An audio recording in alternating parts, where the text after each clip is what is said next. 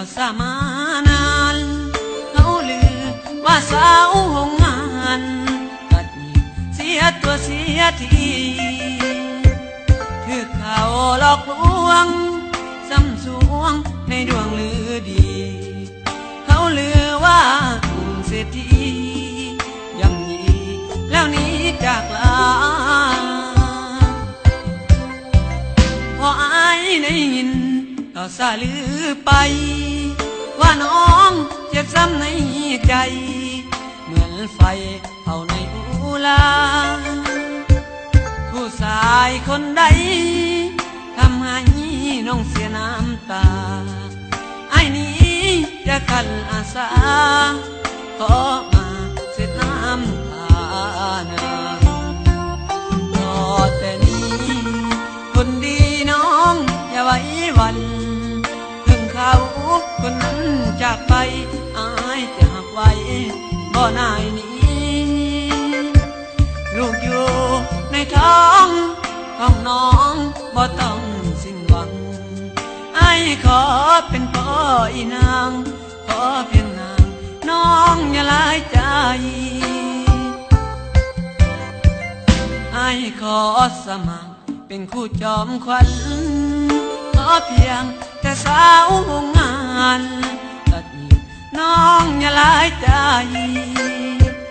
อดีตผ่านมาคิดเสียว่าเป็นฝันผ่านไปถึงน้องจะเสียเด่นสายอายจะหักไว้บ่นายนี้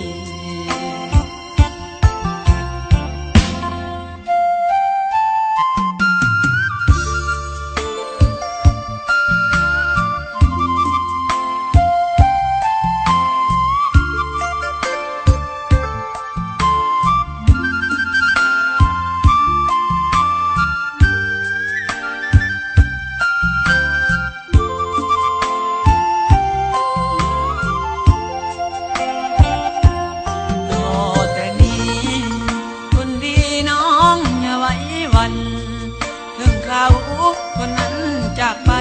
อายจะหักไว้บ่นายนี้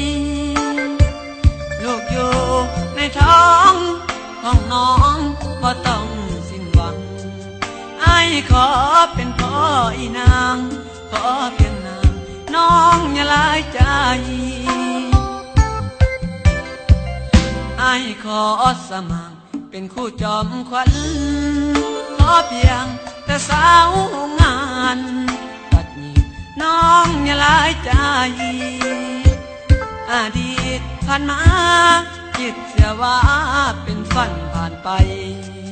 ถึงน้องจะเสียเด่นสายอายจะหักไว้